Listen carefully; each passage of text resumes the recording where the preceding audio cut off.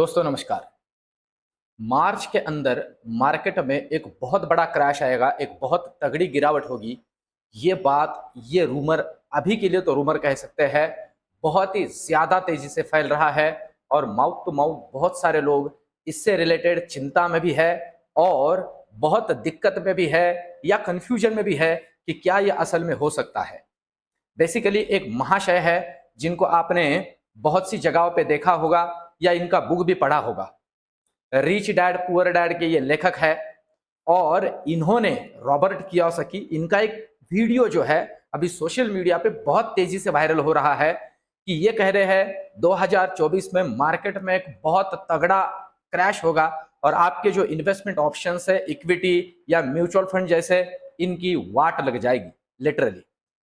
तो अब आज के इस वीडियो में दोस्तों ये चर्चा करते हैं, ये समझते हैं कि हमारे पॉइंट ऑफ व्यू से, खास करके मैं फिर से कहूं, as a Indian economy, as a भारतीय इकोनॉमी, हमारे पॉइंट ऑफ व्यू से ये बात कितनी कारीगर है या कितनी रिलेट करती है।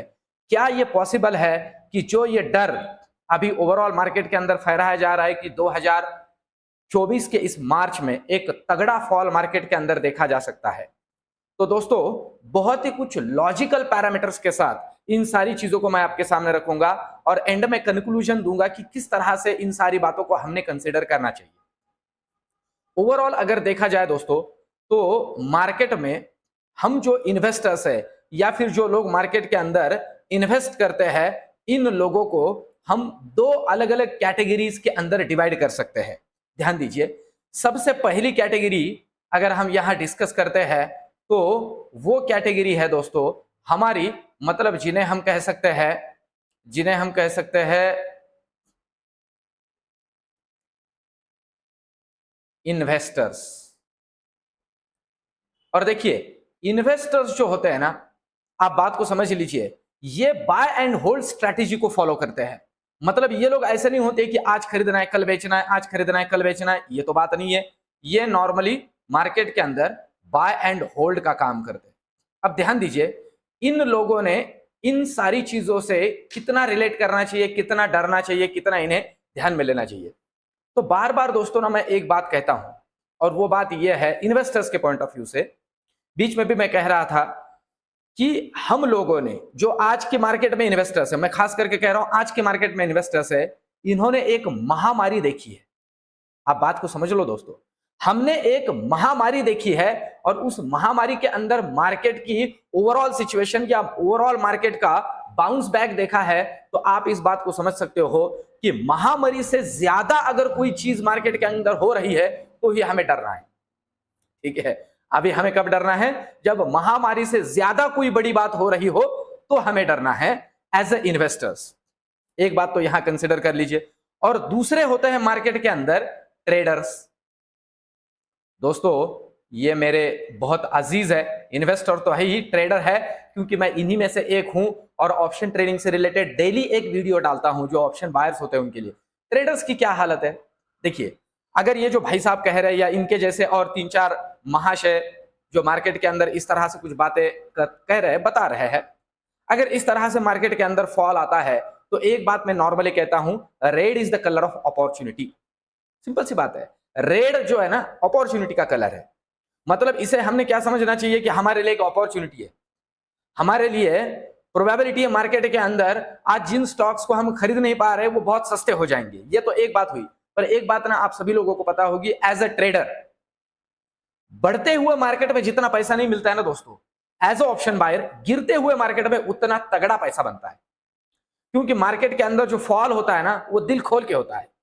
अब बात को समझ लीजिए, आपने खुद में भी ये समझा होगा, जाना होगा कि जितना पुट आपको पैसे कमा के देता है, कॉल नहीं देता है। तो ये तो ट्रेडर के पॉइंट ऑफ व्यू से बढ़िया बात है। मतलब अगर हम इन्वेस्टर्स है तो चिंता की कोई बात नहीं, और अगर हम ट्रेडर्स है तो भाई मजे ही मजे है। ठीक है, ये तो एक बात हुई। अब दूसरी बात यहां समझने जैसी है कि किसी भी मार्केट के अंदर गिरावट कब आती है। देखिए बहुत लॉजिकल बातें मैं आपके सामने रखता हूं, आपको क्लियर हो जाएगी। किसी भी मार्केट में गिरावट कब आती है, उसमें सबसे पहला और सबसे इंपॉर्टेंट फैक्टर होता है ये जो आपके सामने है, इकोनॉमिक इंडिकेटर्स। किसी भी देश के इकोनॉमिक इंडिकेटर्स सबसे इंपॉर्टेंट होते हैं किसी भी देश में उस मार्केट की वाट लगाने के लिए। उसके अंदर सबसे इंपॉर्टेंट होता है ये जीडीपी।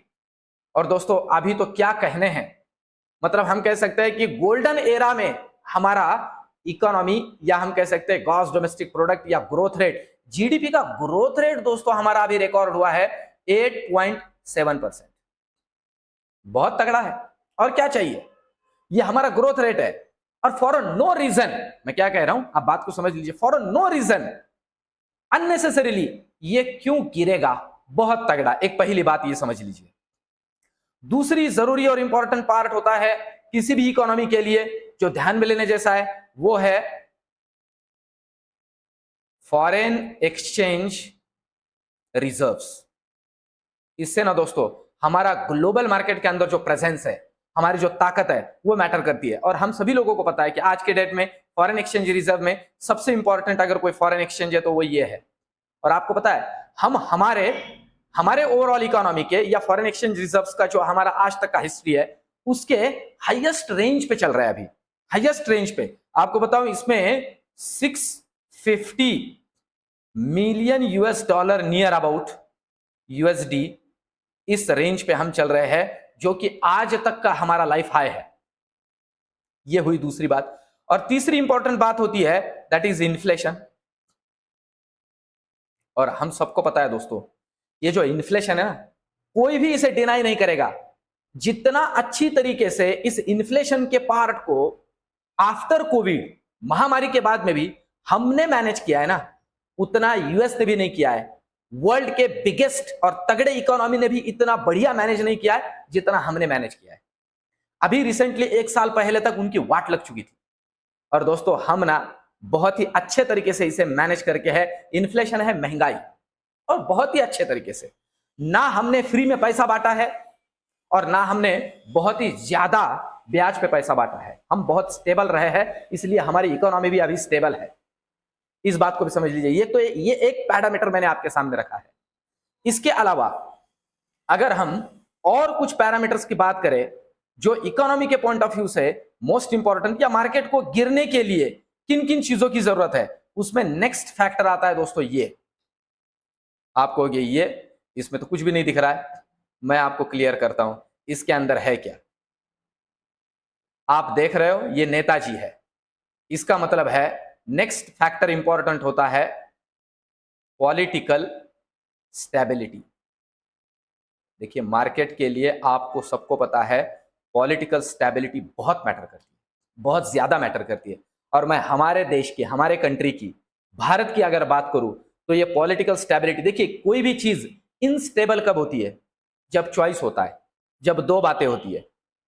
मतलब पॉलिटिकल स्टेबिलिटी, पॉलिटिकल इनस्टेबिलिटी तब होती है जब दो में दिक्कत होती है, झगड़ा होता है, प्रॉब्लम होता है। हमारे देश के अभी की अगर बात की जाए तो एक ही पार्टी है, वैसे देखा जाए तो। मैं ये कोई पॉलिटिकल वीडियो नहीं बना रहा हूं, पर आप सभी लोगों को पता है ये फैक्ट है। और कुछ हद तक देखा जाए तो थोड़ा हमारा ये बैड लक भी है कि जो विपक्ष है उसकी हालत क्या है, या वो किस तरह से है, या विपक्ष है ही नहीं, है कि नहीं ये भी हमको पता नहीं है आज की डेट में। अगर ये देखा जाए तो ये एक दिक्कत है दोस्तों। पॉलिटिकल स्टेबिलिटी आज जितनी हमारे देश में है, हम कह सकते हैं कभी थी नहीं। समझ सकते हो, 400+ की बात चल रही है, तो पॉलिटिकल स्टेबिलिटी तो है ही है। इसके वजह से मार्केट के ऊपर बहुत तगड़ा इंपैक्ट होता है, क्योंकि पूरी की पूरी पॉलिसीज चेंज हो जाती है। तो ये तो बात है ही नहीं, तो इसको भी छोड़ दीजिए, ये तो बचा ही नहीं। तो मार्केट को गिराने वाला ये दूसरा फैक्टर भी अभी के लिए तो हम इसे सेट असाइड कर लेते हैं। इसके अलावा अब जो सबसे आखिर में फैक्टर बचता है ओवरऑल अगर देखा जाए तो वो फैक्टर है दोस्तों ये। और अब ये फैक्टर क्या है दोस्तों, ये फैक्टर सिंपल है, ग्लोबल। और ग्लोबल के अंदर इकोनॉमी, ग्लोबल इकोनॉमी, और दूसरा वॉर। ये दो बातें बहुत मैटर करती है, ग्लोबल इकोनॉमी और वॉर। ग्लोबल इकोनॉमी की बात की जाए तो कुछ बातें ना अभी हमारे सामने ही है, सारी की सारी। ग्लोबल इकोनॉमी में सबसे ज्यादा हमारे ऊपर इंपैक्ट करने वाला अगर कोई इकोनॉमी है तो वो है दोस्तों यूएस। और यूएस की बात करें ना तो अभी हम सभी लोगों ने इसे देखा है।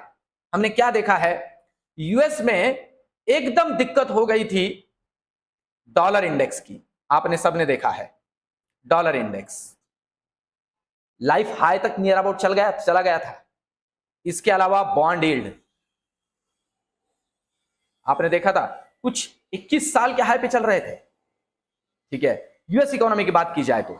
और ये सारी दिक्कतें अल्टीमेटली हमारे मार्केट पे शिफ्ट होती है, और वो क्यों शिफ्ट होती है हम सबको पता है, ड्यू टू एफआईआई। और एफआईआई के अलावा हमारे जो इकोनॉमिक रिलेशन है दूसरे कंट्री के साथ, उन्हें देखा जाए तो। पर आपको पता है दोस्तों, ये दिक्कतें यूएस मार्केट में जब चल रही थी ना, तब हम लाइफ हाई लगा रहे थे। अब बातों को समझ लो, तब हम लाइफ हाई लगा रहे थे, क्योंकि ये दिक्कतें डायरेक्टली अब हमें इंपैक्ट नहीं कर रही है। क्योंकि इसका रीजन भी मैं आपको समझाता हूं। उसका एक रीजन है जो हमारे पॉइंट ऑफ व्यू से इंडिविजुअली हमारा इंपॉर्टेंट है, और वो क्या है पता है? मैं यहां लिखता हूं इंडिया, और इसमें है C+1। ये देखिए दोस्तों, ये हमारे लिए बहुत काम की चीज है, दैट इज चाइना +1। ये जो सिस्टम चल रही है ना, ये हमारे बहुत काम की है। ग्लोबल लेवल पे जैसे चाइना एक समय आप कह सकते हो कि पूरे विश्व का ग्लोबल मैन्युफैक्चरिंग हब था, वैसे अब हम बन रहे हैं। यह हमारे लिए बहुत बड़ी बात है। C+1 मतलब समझ लीजिए आपदा में अवसर हमारे लिए बना है। इस कोविड के जरिए हमारे लिए एक अवसर बना है C+1। और दूसरा है हमारा डेमोग्राफिक डिविडेंड, बहुत तगड़ा है, चिंता की कोई बात ही नहीं। यह तो हुआ एक फैक्टर। अब वॉर की अगर बात की जाए तो हम लोगों ने 3-4 वॉर अभी देखे आफ्टर कोविड, है ना। हमने ओवरऑल अगर देखा जाए तो रशिया यूक्रेन देखा है, ठीक है, अभी जो इजराइल चल रहा है ये देख रहे हैं। इसके अलावा अगर इकोनॉमिक वॉर की बात की जाए तो यूएस चाइना देखा है, अभी चाइना ताइवान चल रहा है, समझ रहे हो। इन सारे दिक्कतों के बीच में भी अगर हम लाइफ हाई मेंटेन कर रहे हैं तो आप बात समझ लीजिए, अभी यहां से आगे भारत की या इंडिया की ग्रोथ स्टोरी बहुत अलग है। ये सारी चीजें कोई इंपैक्ट करने वाली नहीं है। तो ये जो बकवास चल रही है अभी मार्केट के अंदर कि मार्च में अभी तक का सबसे बड़ा क्रैश आने वाला है, आने दीजिए। उल्टा मैं तो कहता हूं आने दीजिए, और कोई चिंता मत करिए, क्योंकि हमने हमारे लाइफ का नहीं, पिछले 2 पीढ़ियों के लाइफ का सबसे बड़ा क्रैश और सबसे बड़ा दिक्कत एक महामारी देखी है। तो चिंता ही मत कीजिए। महामारी के बाद मार्केट में हुआ क्या है हम सभी लोगों ने देखा है। आखिर में दोस्तों आपको एक रियलिटी, एक पिक्चर शो करता हूं कि क्या प्रोबेबिलिटी होती है और ओवरऑल हमारा मार्केट किस तरह से सर्वाइव करता है, किस तरह से वर्कआउट होता है, आज तक हमने सर्वाइव किया है या हमारी स्टोरी कैसे रही है। ये कुछ चीजें हैं, ये कुछ डेटा है जो दोस्तों आपके सामने है। आप देख सकते हो 2009 से लेके 2019 तक का डेटा, इसके बाद की स्टोरी हम सबको पता है।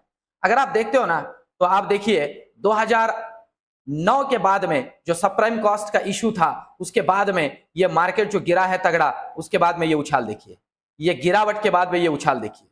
अगर 10% गिरा है तो 12% बढ़ा है, 9% गिरा है तो 31% बढ़ा है, आप देख सकते हो। उसके बाद में अगर ओवरऑल हम 2012 की बात करते हैं तो 13-14% जो गिरा है, 23 से 25% बढ़ा है, आप देख सकते हो। ये जो है ना, ये मार्केट की स्ट्रेंथ है। ओवरऑल अगर देखते हो 14% गिरा है, 61% बढ़ा है। आज तक हिस्ट्री में भी मार्केट ने बहुत तगड़ा सर्वाइव किया है। तो अभी इस तरह के जो ये रूमर्स चल रहे हैं, ये सारी चीजें चल रही हैं, जो बकवास बातें चल रही है, छोड़ दीजिए दोस्तों। मार्केट को रियल टाइम जज करिए। मार्केट के अंदर छोटी मोटी गिरावटें होगी, आप बात को समझ लीजिए। अगर हम इस पीक पे जाके बैठे हैं, सिंपल है कि ये आप देख सकते हो कि हिस्ट्री में भी ऐसे हुआ है कि एक तगड़े ग्रोथ के बाद में एक थोड़ा मुनाफा वसूली, एक तगड़े ग्रोथ के बाद में एक थोड़ा मुनाफा वसूली, तो ठीक है, कोई दिक्कत नहीं है। पर जो इन्वेस्टर्स है उन्हें डरना नहीं है, और जो ट्रेडर्स है उन्होंने रेडी होना है। तो दोस्तों मैं फिर से कहूंगा, इस आपदा के अंदर हमारे लिए अवसर रहेगा, और रेड कलर जो है ये अपॉर्चुनिटी का कलर है। और जैसे मैं बार बार कहता हूं दोस्तों, एक ही चीज याद रखनी है, लालच करोगे ज्यादा तो प्रॉफिट नहीं बचेगा या कैपिटल नहीं बचेगा आधा। और एक छोटी सी बात सबसे आखिर में कहूंगा दोस्तों कि मंजिल तो मिल ही जाएगी देर से ही सही, गुमराह तो वो है जो घर से निकले ही नहीं। हमें निकलना है दोस्तों, देर से ही सही हमारा काम बनेगा, डरना नहीं है। इस तरह की सारी बातों को हमें ध्यान में नहीं रखना है। ओवरऑल ये रिसर्च एनालिसिस और आज का वीडियो आपको कैसे लगा कमेंट में मुझे जरूर बताना है दोस्तों। और इस वीडियो को और वीडियो को लाइक करना है, चैनल को सब्सक्राइब करना है। मिलते हैं नेक्स्ट वीडियो में, धन्यवाद।